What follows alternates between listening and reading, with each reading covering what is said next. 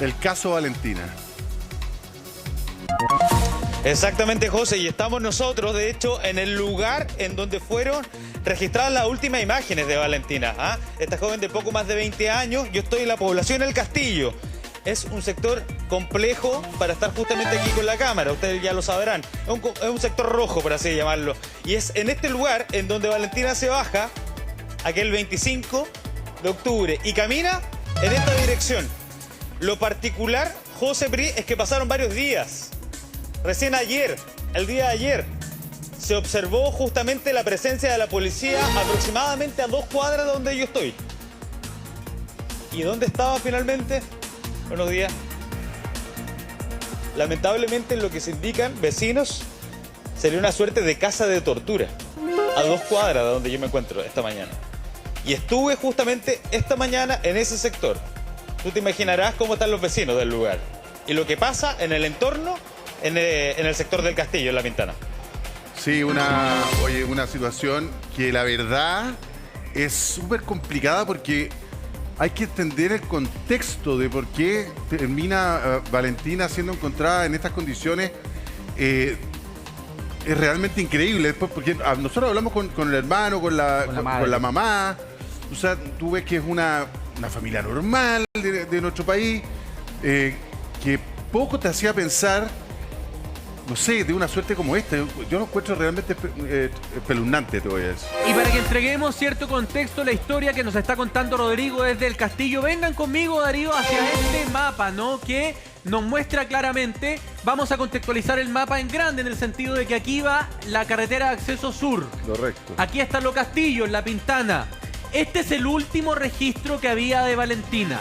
Aquí se comienza a articular la investigación, ¿no? A partir de ese momento en que se le registra por última vez.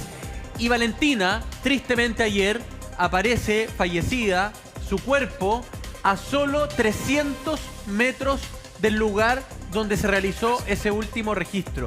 Es decir, todo esto ocurre dentro del Castillo. Todo esto ocurre en el mismo sector de La Pintana. A diferencia del caso de Nashla, por ejemplo, donde vimos movimientos de San Bernardo a Recoleta, de Recoleta, claro, volvía a San Bernardo, dentro de San Bernardo, 7, 8 lugares de interés. Aquí todo habría pasado en un radio de no más de 300 metros, Rodrigo, que es precisamente el sector que tú nos estás mostrando ahora, o muy cerquita de ese sector. Mira, no, sí, de hecho es aquí. A ver, el último registro que existe de Valentina es de esta cámara de seguridad, la que está justamente en este almacén. Y se le registra a ella, mira, yo te me voy a acercar para mostrarte la cámara de seguridad. Se le registra el mismo día 25, muchas gracias, muy amable. Acércate por acá, Darwin. Es esta cámara la que da la última pista, el registro visual, a las policías, específicamente a la Policía de Investigación, a la Brigada de Homicidios. Y comienzan entonces a rastrear por este lugar. Estamos viendo ustedes la están observando. Estamos viendo. Es justamente acá, mira. Ya, claro. Y tú lo vas a identificar por la reja. Buenos días. Es este cruce que realiza Valentina. Y aquí se le comienza a perder el rastro. Se tapa un poco con el banderín que tiene de la publicidad y desde aquí ya desaparece. El lugar donde fue encontrada es desde aquí a 1,5 cuadras. Ya, Rodrigo, ¿y qué se sabe de la circunstancia? Yo sé que esto es parte de una investigación que tendrá mucho, digamos, de secreto, pero ¿qué se sabe por ahora? Mira, la verdad es que testigos hay muy pocos. Hay información que me han entregado, la verdad es que fuera de cámara, porque se trata de un sector sumamente complejo. En la población del Castillo es bastante amplia, la verdad. Pero hay una zona que es en particular compleja, que es justamente lo que está en este sector. En la esquina, a donde está el poste, marcado justamente con blanco y negro, ahí hacia la izquierda. Ahí fue justamente encontrada. ¿Rodrigo? Y ese sector, en específico esa calle, se le denomina el Pantano del Castillo. Tú te imaginarás lo difícil que es para los policías poder rescatar algún tipo de testimonio. Rodrigo, Marisa por acá. ¿Tú tienes alguna antecedente de lo que Marisa se escuchó en algún otro medio, de que el lugar donde fue encontrado habría sido una casa que estaba vinculada a un secuestro unos tiempo atrás? Sí, a ver, mira, justamente nosotros estuvimos visitando, Marisa, esa casa en la mañana. Estuve hablando, de hecho, con las personas que viven más próximas a esa casa y conocen perfectamente el historial de este lugar. Es una casa abandonada. Y atención, porque me acaba de llegar este antecedente, estaría vinculada, al menos la casa, así lo reconocen los testigos, a una mujer en particular.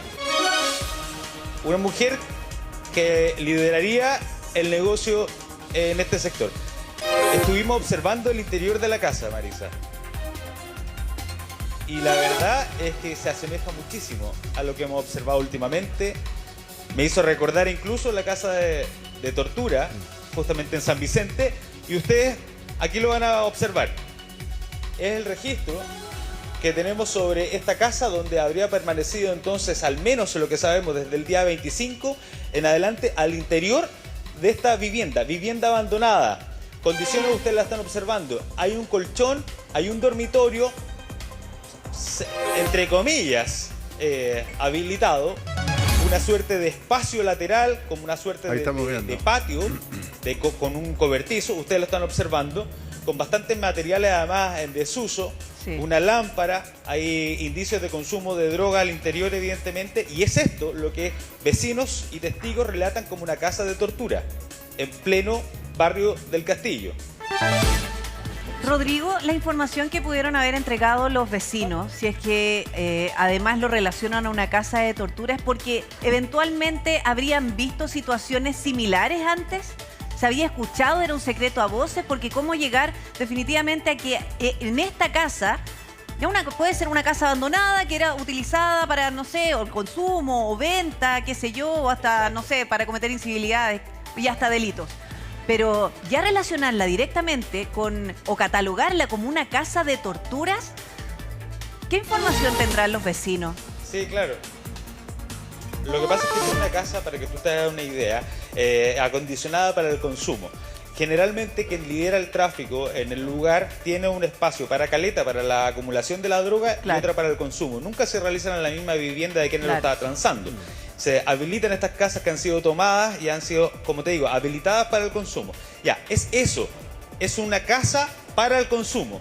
Pero sí sabían que en ese mismo lugar habían ocurrido otros hechos de sangre, de violencia. Se está investigando y se está rastreando si es que tienen relación con otros tipos de secuestros extorsivos incluso, en donde han mantenido también a personas al interior de este lugar. Pero yo conozco muy bien ese sector PRI, muy bien, hace muchísimos años, la verdad. Y es un pasaje, un pequeño pasaje, la verdad, con una cantidad de tráfico importantísimo, en donde hay muy pocos vecinos que se dedican a otra cosa y que finalmente son ellos los que hoy día tienen muchísimo temor de poder hablar. Rodrigo. Las pocas informaciones que tenemos tienen que ver, al menos, como te digo, con una mujer en particular. Sería una mujer la que tendría al menos la administración, por así decirlo, claro, de esta casa. Y sabría siempre quién entra y quién sale. Rodrigo, a ver, antes que todo, un gran abrazo para la madre. Estuvimos con la madre un día viernes, antes que cerrara el programa, muy desconsolada por la desaparición de su hija, así que un gran abrazo para ella. Lo segundo, quiero, Rodrigo, llevarte al terreno de la hipótesis y la especulación. En el lugar que estás, sector El Castillo, y por favor, quiero que ponga atención en un detalle respecto a los postes de luz.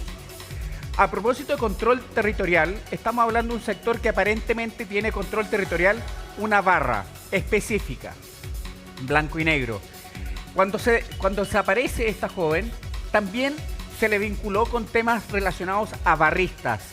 La otra hipótesis de investigación es que no solamente estamos hablando de crimen organizado, sino aquí de conflictos entre barras o al interior de una barra de sectores rivales. ¿Qué has podido tú investigar o reportear sobre eso? Mira, aquí justamente conviven esas dos alianzas, por así decirlo, esas dos fanaticadas. Esto es Batallón Chacabuco y todos los postes que tú vas a ver están pintados con blanco y negro. En paralelo existe otra calle que se llama El Ombú. Ese es el otro extremo, el extremo sur, justamente de la población del Castillo. Y en ese sector es territorio azul, es territorio de los de abajo.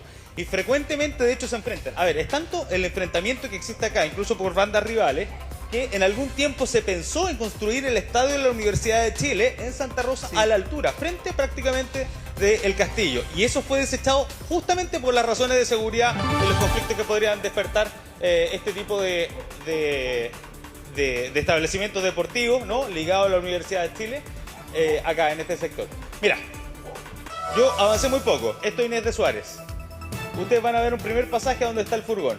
Segundo pasaje es justamente donde está esta casa reconocida por los testigos como la casa de tortura. Sí. Y yo estoy, para que ustedes se hagan una idea, a 17 minutos de donde está Delfina. Delfina está en el hogar, en donde salió justamente el 25 de octubre. Y recorrió entonces, sin avisarle a nadie, las calles hasta llegar acá, en la locomoción colectiva. Se baja y debería haber caminado entonces en esta dirección y habría ingresado hasta lo que se denomina el Pantano del Castillo, como yo te comentaba anteriormente. Es Oye. tremendo, sobre todo porque además al conversar con la familia que estaba tremendamente angustiada, desde un principio ellos encendieron esa alerta de que ella había desaparecido, que no supieron más, no tuvieron contacto más con su celular. Es muy difícil que en los tiempos que corren una persona fácilmente se quede sin batería. O sea, hay una preocupación de mantenerse siempre conectados o avisar. Por eso ellos también interponen esta denuncia por presunta desgracia e iniciaron esta tremenda campaña porque sabían que algo había pasado. Y esa preocupación se extendió, nosotros conversábamos con su primo incluso, una familia que estaba devastada desde un principio porque no había ningún indicio, solamente las cámaras de seguridad de hacia dónde se había dirigido, pero ahí se le perdió el rastro. Pero estamos hablando de una mujer de una familia común y corriente, normal y que finalmente termina de una situación horrorosa. Lo que pasa es que es muy difícil entender cómo... José María, te voy a dar el paso para que nos cuentes un poquito también quién era Valentina, digamos, porque es difícil entender cómo una mujer de 26 años, de familia, una relación normal con... puede terminar en estas circunstancias. Es horroroso. Valentina Alarcón, 26 años. Piense usted que podría ser su hija, podría Claro, ser pues. su nieta.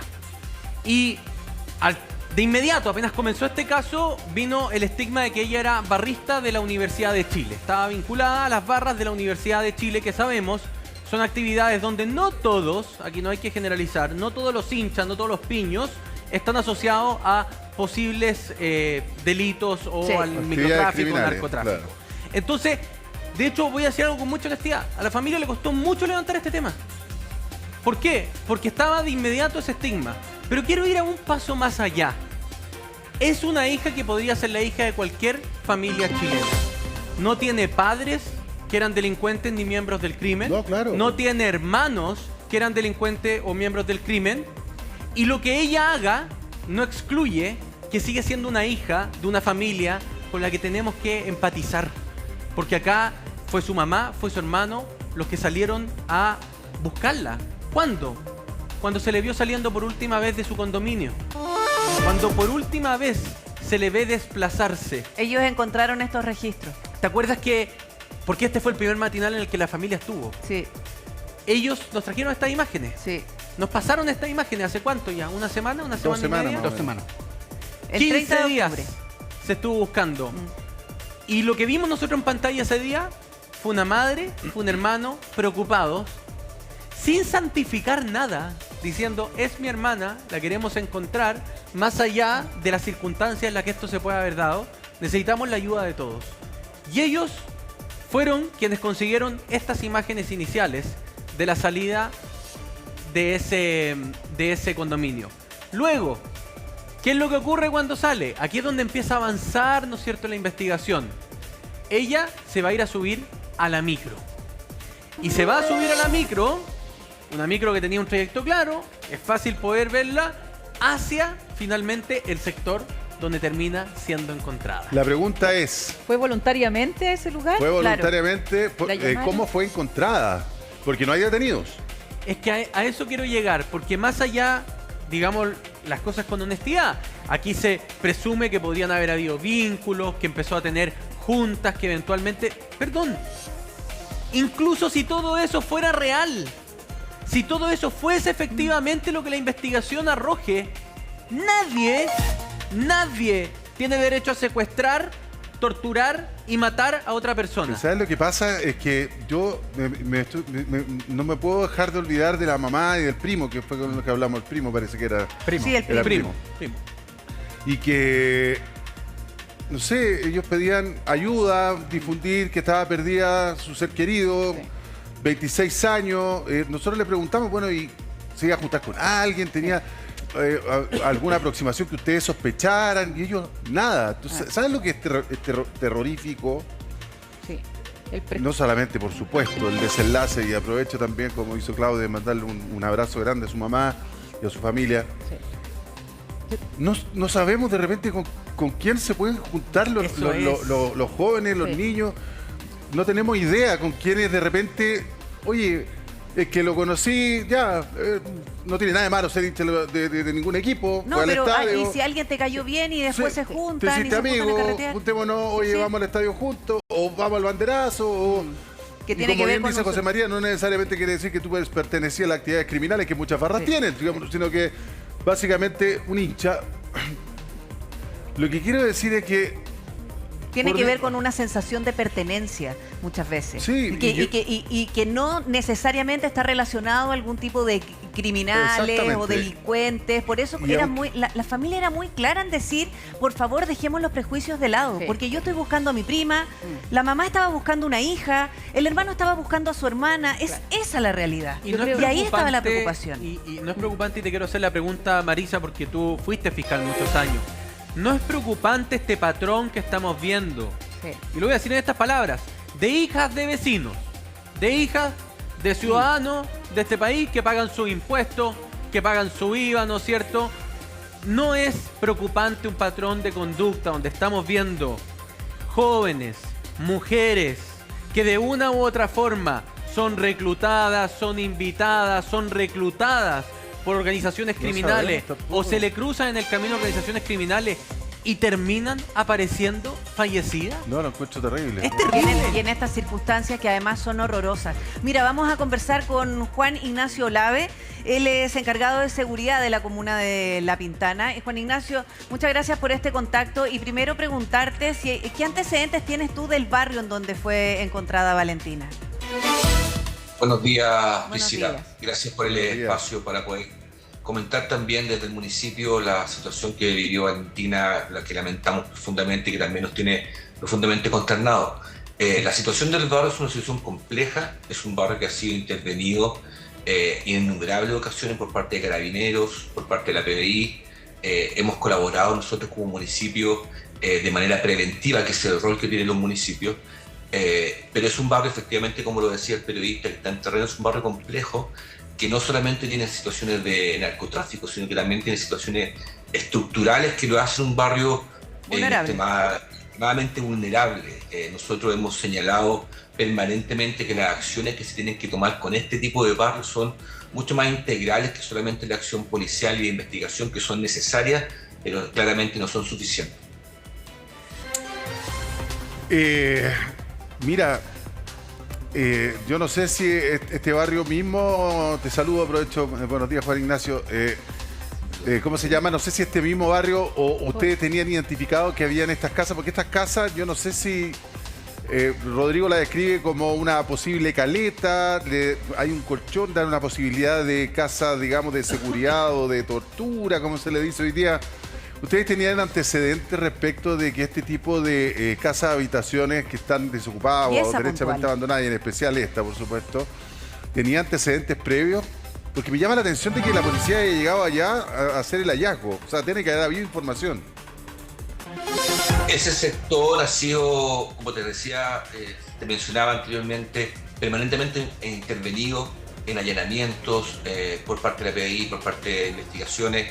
Teníamos antecedentes de esa casa como uno de los puntos de venta que ya había sido intervenido en ocasiones anteriores, que son dejados por bandas criminales, que son abandonados durante un tiempo, que vuelven nuevamente a ocuparlos como punto de venta y se van movilizando dentro de la misma población. Nosotros recibimos muchas denuncias como municipalidad y hacemos todas esas denuncias, traspasamos toda esa información de manera permanente y sistemática, tanto las policías como la fiscalía. Nosotros solamente en los últimos 2 meses hemos ingresado casi 90 denuncias en fiscalía de datos que nos van entregando los mismos vecinos, y claramente se encuentran casas como esta o puntos como estos que son de interés y que es rol del Ministerio Público, en este caso a través de las policías, investigarla y lograr dar con estos espacios. Nosotros teníamos información, porque este pasaje en particular, tanto en esa intersección, había sido intervenido de manera... Con Delfina Gómez estamos siguiendo muy de cerca el caso de Valentina. Delfi. Sí, habíamos quedado muy atentos. Yo les decía, ¿no?, que hace pocos minutos había llegado Carabineros al domicilio de la mamá de Valentina, el lugar donde también vivía Valentina y donde ella sale por última vez a juntarse con algunas personas, ¿no?, a La Pintana. Esa es la información que teníamos hasta el momento. Nosotros le mostrábamos cómo habían venido también los familiares y los más cercanos a darle este último adiós a una mujer, una joven de 26 años que lamentablemente pierde la vida en condiciones terribles, ¿no? Conversábamos previamente también con Rodrigo en qué casa estaba ella en La Pintana, dónde fue encontrada y también en las condiciones, ¿no? También hablábamos previamente con la mamá, ¿no?, que nos comentaba que ella estaba al tanto de que Valentina salía, pero no sabía muy bien a qué lugares específicos. Miren, atención porque ahora les vamos a mostrar un video exclusivo que consiguió Rodrigo Pérez justamente en el lugar y se trata específicamente de esta casa, presunta casa de tortura. Ustedes van a poder ver al interior cómo se encontraba este lugar, ¿no? Con colchones en el suelo, medio deshabitado, ¿no? Cuando llega también Carabineros, recuerden ustedes que no había nadie en el lugar, Pri Repe. Precisamente el video del que estaba hablando Delfi y usted lo está viendo en pantalla. La supuesta casa de tortura en un pasaje en Lo Castillo, en La Pintana. Y lo que podemos ver, como bien lo describía hace un rato Rodrigo Pérez, la similitud con otras casas donde se cometen el mismo tipo de ilícitos en otros lugares. Él hacía, por ejemplo, alusión a la casa de San Vicente de Tahuatahua, a propósito de la noticia que ha marcado la última semana. Pues bien, una casa evidentemente en estado de abandono, una casa que no tiene moradores, no sabemos cuál es la relación de los dueños de la casa con la casa en la actualidad, claro, pero donde se ve un colchón y básicamente puros escombros y suciedad en el resto del inmueble. Este es el lugar donde tristemente se habrían desarrollado los hechos que le terminaron costando la vida a Valentina. Pero es un video bastante impactante porque nos muestra ya una realidad de un patrón de casas de tortura que hemos ido viendo en el último tiempo. Y no hay que olvidar que quienes han sido víctimas de esto son mujeres jóvenes, considerando además que esto no nos podemos acostumbrar a desenlaces de esta manera.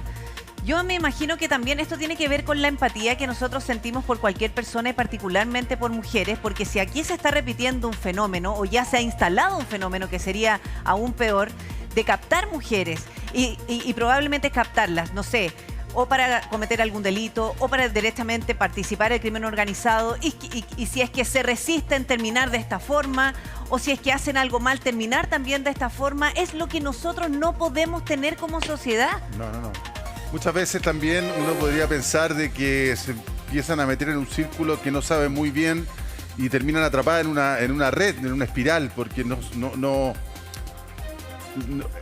por las características que nos entrega la familia, de cómo era Valentina, por lo que hemos escuchado, lo que hemos podido conocer, esto está muy fuera de lo que ella era, digamos. En el fondo, uno no sabe tampoco si ella poco a poco fue cayendo en una red tremendamente, digamos, peligrosa y que termina con este desenlace brutal.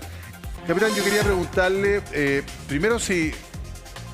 Yo no sé si usted tiene algún antecedente de cómo se llega finalmente a esta casa. Y segundo, también la presencia de Carabineros hoy con la familia. Sí, mira, dos antecedentes importantes. Que el primero se revista el tema investigativo que permitió la ubicación, lamentablemente, de Valentina. En eso, todo lo que circunda respecto de su ubicación, la diligencia de búsqueda, se vinculan directamente con la Policía de Investigaciones, la Brigada de Ubicación de Personas, la Brigada de Homicidio, de igual forma el Laboratorio de Criminalística de la Policía de Investigaciones, y sin duda está desarrollando diligencias para esclarecer la dinámica de estos hechos. Este lugar, este sector que estamos viendo en imágenes, es conocido tradicionalmente en ese lugar como un punto de venta de droga. No hay antecedentes previos de hechos de esta naturaleza, pero sí es conocido y lamentablemente todo ese pasaje de igual forma tiene mucho antecedente respecto a la comercialización de droga. ¿Y desde hace cuánto tiempo era ya conocido como un punto de venta, funcionaba como punto de venta de droga? No existen antecedentes formales como por ejemplo lo que hablábamos, el tema de las denuncias. Es un levantamiento de información que se ha hecho de manera coordinada por parte del personal de Carabineros, se han hecho procedimientos numerosos en este sector que apuntan directamente al tema de la droga. ¿Y qué es lo complejo del tema de la droga? El José lo decía bastante bien.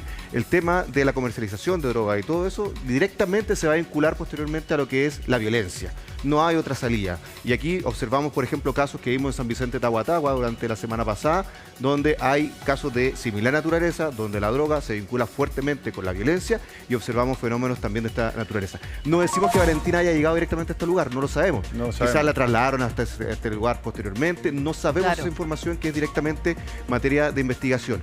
Y lo que comentaba recién, Carabineros ahora está acompañando, está apoyando a la familia, sabemos lo complicado, lo delicado que son estos escenarios de funerales, el dolor que sin lugar a duda invade y embarga a la familia. Y otro tema también importante de la denuncia.